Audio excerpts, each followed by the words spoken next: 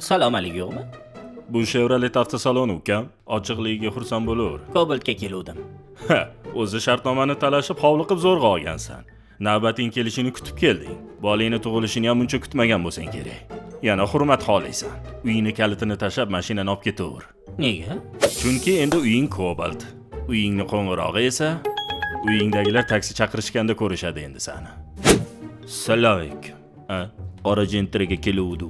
Ha, katta bolalarning mashinasigami? Uka, turganimga kichkina ko'ryapmanmi? Yo'q. Katta bola ekansiz, aylanib ketay. O'zingizlar yasab olgan imij uchun $2000 qo'shimcha to'lab olib ketavering. Mana bu kibir bonusga. Bu kerak emas. Keting aka. Tushunmadim. Ha, Damasga keldingizmi? Buni gaplashgunimizcha ishlatib tursangiz bo'lardi. Damas haydaganda yechib olaverardingiz. Bo'lmasa pastdan kelayotgan issiqqa pishib qoladi deyishadi-da. De. Meksikaliganda. O, yana bitta omil. Qo'l qo'y. Bunaqa fikrlashga yetarli.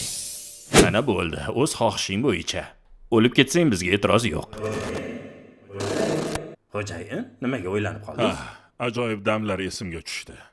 Odamlarda tanlash huquqi bo'lmagan paytlarni esladim.